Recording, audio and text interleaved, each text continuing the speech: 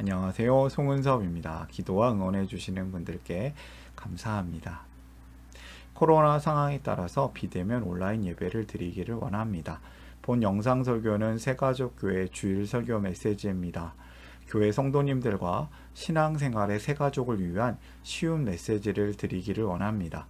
오늘 주일 메시지 하나님의 말씀은 참을 수 있는 기다림입니다. 로마서 8장 18절부터 30절까지 말씀인데요. 오늘 설교 제목에 대해서 기대감을 가지고 이 메시지로 함께 들어가 보도록 하겠습니다. 성경 말씀 한 절을 같이 읽어 보겠습니다. 로마서 8장 25절 말씀입니다. 아래에 있는 세번역 성경으로 읽어 보겠습니다. 그러나 우리가 보이지 않는 것을 바라면 참으면서 기다려야 합니다. 아멘. 뭘 참고 기다리고 계신가요? 저는 코로나가 끝나기를 참고 기다리고 있습니다. 그날이 오기를. 이 메시지가 교회를 한 번도 안 가보신 분들에게, 교회를 처음 접하시는 분들에게도 들려지는 메시지가 되기를 원합니다. 물론 교회를 다녀본 적이 있는 분들에게는 은혜와 도전이 되는 메시지가 되기를 원합니다. 성경 말씀이 전하는 그대로, 본문 그대로 제가 메시지를 잘 전하기를 원합니다. 예화로 시작하려고 하는데요. 다음 보기에 있는 날짜들의 공통점은 네 가지가 있어요. 사랑하는 연인과의 데이트, 두근두근.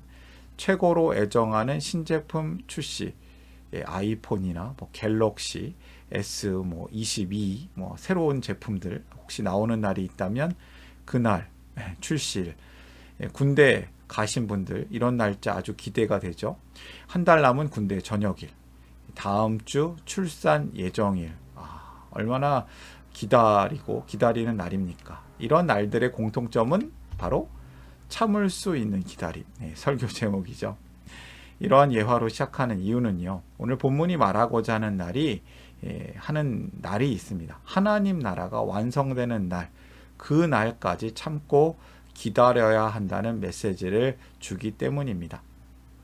하나님 나라는 이미 왔습니다. 예수님과 함께 하나님 나라가 이미 왔는데 아직 완성되지 않았습니다. 왜냐하면 예수님께서 다시 오는 날, 다시 오시는 심판의 날 완성될 것이기 때문입니다. 그 날까지 지금 성도가 사는 이 세상은 아직 깨어진 상태로 고통 가운데 있습니다. 그래서 현재의 고난이 있죠. 그런데 이 현재의 고난은 미래의 영광에 비하면 아무것도 아니다. 이것이 로마서 8장 18절부터 시작하는 오늘 읽은 본문에 대한 주요 메시지입니다. 성도는 완성될 하나님 나라를 참고 기다릴 수 있어야 합니다. 오늘 본문의 주제가 벌써 나왔죠. 잘 참아라, 이런 메시지입니다. 무조건 잘 참아라, 잘 버티기, 잘 버가 답인가요? 세속적인 말로는 존버라는 말이 있는데 잘 버티기가 답일까요? 믿음으로 버티는 것이 중요합니다. 믿버. 믿음의 사람들은 믿버로 살아야 할 것입니다. 한번 오늘의 본문으로 더 깊이 들어가 보겠습니다. 설교를 위해서 세 가지 질문을 준비했습니다. 이 중심이 되는 세 가지 질문은 제가 준비했는데요. 이해하기 쉬운 질문이며 답도 쉽습니다. 제가 굳이 답을 안 알려줘도 여러분들이 답을 찾기가 쉬운 것이죠. 이 메시지를 들으시는 분들에게는 본문을 이해하는 세 가지 기둥이 되었으면 합니다. 직접적으로 하나님의 말씀이 여러분에게 주시는 은혜와 도전이 있기를 바랍니다. 그렇지만 오늘 메시지, 이 영상을 보시는 분들은 저와 함께 이 메시지 안으로 들어가 보겠습니다. 첫 번째 질문이에요. 모든 피조물들은 무엇을 기다리는가?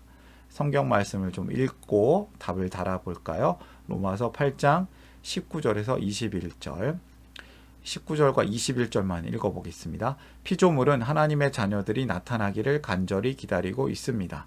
그것은 곧 피조물도 썩어짐의 종살이에서 해방되어서 하나님의 자녀가 누릴 영광된 자유를 얻으리라는 것입니다. 쉽다고 읽었는데 좀 안 쉬울 수도 있을 것 같아요. 막 피조물, 썩어짐, 종살이, 해방, 어려운 단어들이 있는데요. 하나님의 자녀들이 그 날을 하나님의 자녀들이 나타나기를 간절히 기다린다는 거예요. 피조물들이 하나님의 자녀들이 나타나기를 기다린다. 그날이 오면 피조물들이 함께 종살이에서 해방되기 때문이다. 이해가 되시죠? 이 하나님의 자녀들이 나타나기란 어떤 의미가 있냐면요. 예수님을 이미 믿어서 구원을 받은 성도들이 마지막 날에, 마지막 때에 부활하는 날입니다. 부활하여서 하나님의 영광을 지닌 하나님의 자녀가 되는 날, 그것을 의미합니다. 그날은 하나님의 나라가 완성되는 그날입니다. 성도들이 마지막 때에 하나님의 영광을 지닌 하나님의 자녀로 부활하는 날, 완벽하게 모든 것이 회복되는 날, 그 날이 오기를 기다립니다. 왜냐하면 이 세상이 고통을 당하고 있기 때문입니다. 지금도 우리가 고통을 당하고 있지 않습니까? 코로나 바이러스 때문에 이 세상이 신음하고 있고 고통 가운데 있습니다. 근데 그것은 아주 심각한 것이에요. 성경은 이러한 상태에 대해서 허무에 굴복한 세상, 썩어짐의 종살이, 함께 신음하며 함께 해산의 고통을 겪고 있는 모든 피조물들, 해산의 고통이 얼마나 큽니까? 저는 제가 아이를 직접 낳은 것은 아니지만 제가 저희 아내가 아이를 낳는 과정을 바로 옆에서 지켜보았습니다. 유리창 바깥에서 본 게 아니라 손을 꼭 잡거나 혹은 제 아이가 직접 태어나는 것을 제 눈으로 보고 제 두 손으로 아이를 받아내었습니다. 그런데 출산하는 아내의 고통에 비하면 저는 아무것도 아닌 것이죠. 함께 고난을 받는 겁니다. 죄 때문에 세상은 고통을 당하고 있습니다. 그 고통이 얼마나 큰지 성경은 해산의 고통과 같다라고 표현합니다. 근데 이 비유가 절묘한 게요. 해산의 고통 다음에는 출산, 아이를 얻는 기쁨이 있습니다. 그 기쁨이 해산의 고통보다 더 크죠. 엄청 크죠. 죄 때문에 세상은 고통을 당하고 있다. 우리 주변을 어디를 둘러봐도 이 창조 세계는 마치 해산을 앞둔 임신부와 같습니다. 세상 전체가 겪고 있는 이 고통은 한마디로 해산의 고통입니다. 인간이 겪을 수 있는 가장 큰 고통의 양, 그것을 수치로 친다면 거의 1등, 2등에 해당되는 것이 해산의 고통이라고 합니다. 얼마나 세상이 고통 가운데 있는지. 그러나 성도들에게는 소망이 있습니다. 출산의 소망, 하나님 나라의 완성. 현재 우리가 겪는 고난은 장차 우리에게 나타날 영광에 비교하면, 견주면 아무것도 아니라고 나는 생각합니다. 우리는 이 소망으로 구원을 얻었습니다. 눈에 보이는 소망은 소망이 아닙니다. 보이는 것을 누가 바라겠습니까? 그러나 우리가 보이지 않는 것을 바라면 참으면서 기다려야 합니다. 여기서 첫 번째 메시지를 발견합니다.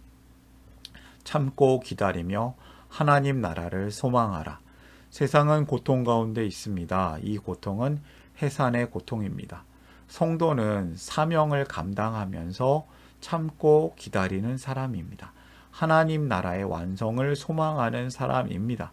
소망이 없는 사람은요, 기다림이 있어도 상상임심처럼 허무합니다. 그런 사람은 기다림이 있어도 영광은 없는 사람입니다. 소망이 있는 사람, 그리고 그 소망으로 기다리는 사람에게는 영광이 기다리고 있습니다. 저와 여러분들이 그러한 영광이 있는 사람이 되기를 바랍니다. 또한 우리 짧게는 코로나가 끝나는 것을 소망하며 기다리는 사람이 되기를 원합니다. 우리 새가족 교회로 함께 다시 모이는 그날을 기다립니다. 두 번째 질문입니다. 성령님께서 우리를 어떻게 도와주시는가? 성경 말씀 또 읽어보겠습니다. 8장 26, 27절. 이와 같이 성령께서도 우리의 약함을 도와주십니다.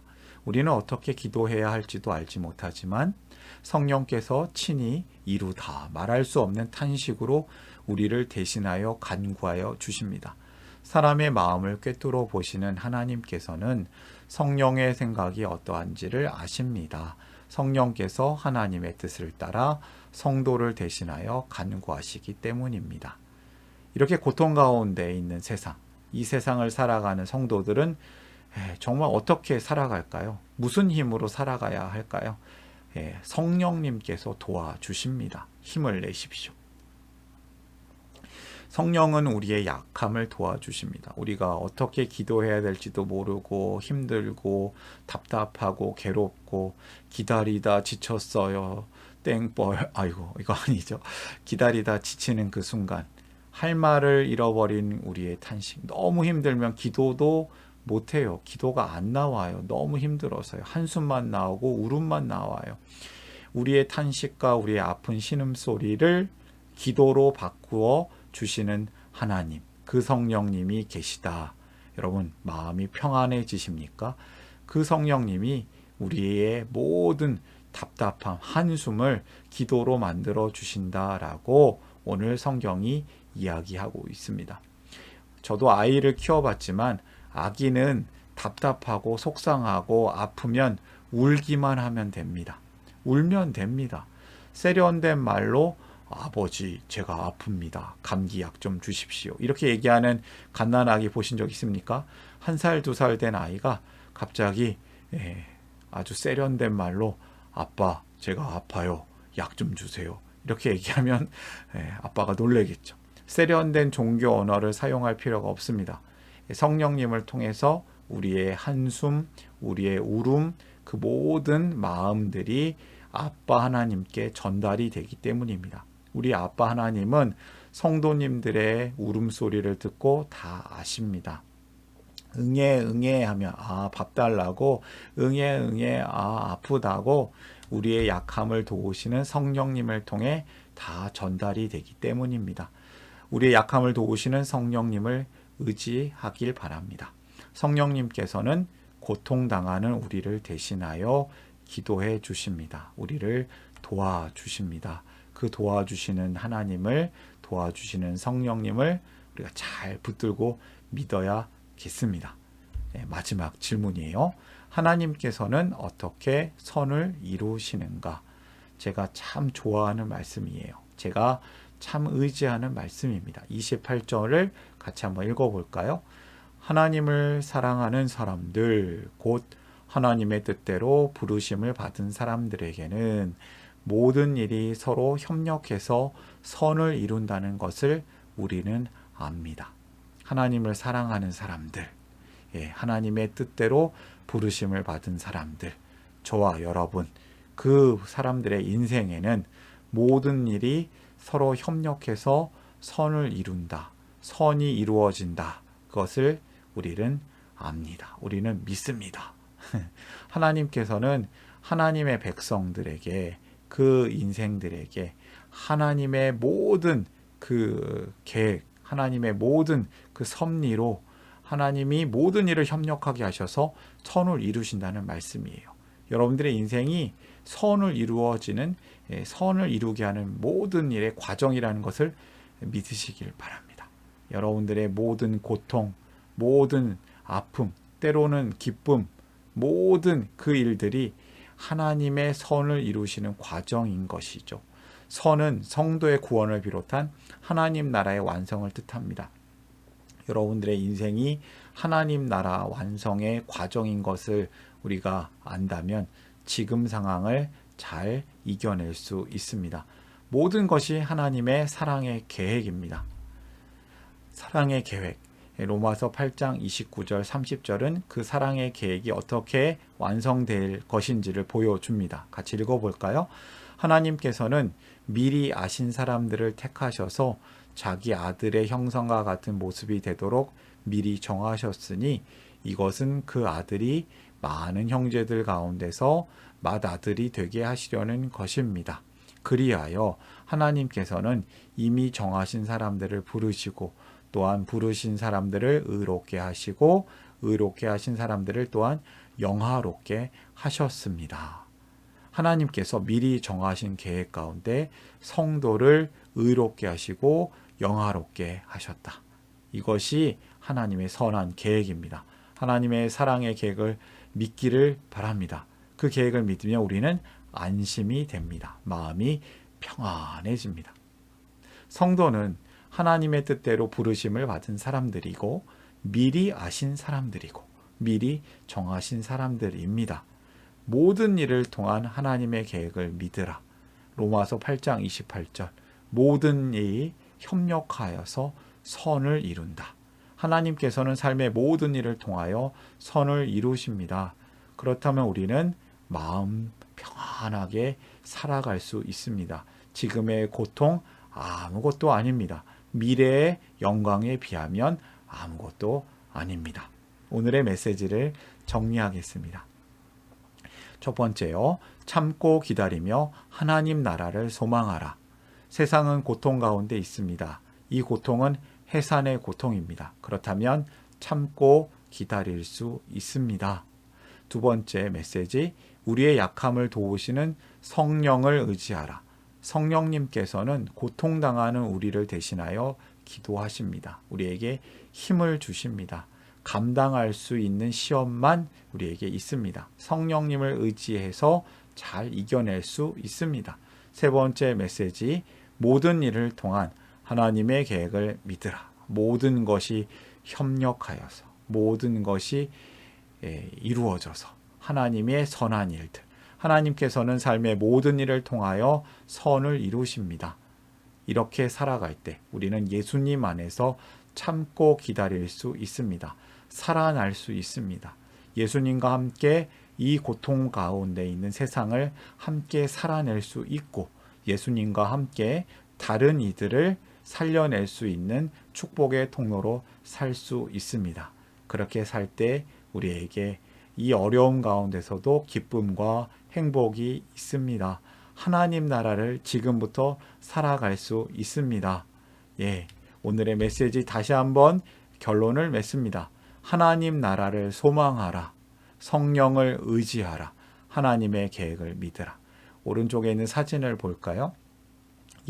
아주 예쁜 임신부 엄마의 사진이에요. 아기가 태어날 것을 기다리고 있어요. 참고 기다리며 소망합니다. 그리고 함께 하시는 성령님을 의지합니다. 하나님의 계획을 믿습니다. 지금 있는 고난, 고통 아무것도 아닙니다. 하나님 나라의 영광을 기대하면서 살아드리는 저와 여러분들이 되시기를 바랍니다. 참고 기다려라. 참을 수 있는 기다림으로 사시기를 바랍니다. 이 메시지를 보시는 분들이 함께 하나님이 주시는 은혜와 평강이 가득하고 넘치시기를 바랍니다. 이 메시지를 저를 통해 또는 누군가의 추천과 우연한 기회로 보게 되신 분들을 축복하며 감사합니다. 모든 성도님들은 하나님 나라의 새가족이십니다. 이 설교는 새가족교회 공동체 가족과 후원자를 위한 메시지이면서 기독교를 잠시 떠난 분들 혹은 새롭게 시작하시는 분들을 위한 쉬운 메시지이기도 합니다. 혹시 새가족교회 가족이 되거나 후원자가 되기를 원하시는 분들은 이메일로 연락을 주시거나 카톡 아이디로 연락을 주시면 감사하겠습니다. 제가 부족하기 때문에 이 설교 메시지에 오류가 있을 수 있습니다. 알려주시면 겸손하게 배우고 다음에는 고치도록 하겠습니다. 여러분들 힘내십시오. 사랑합니다. 축복합니다. 감사합니다.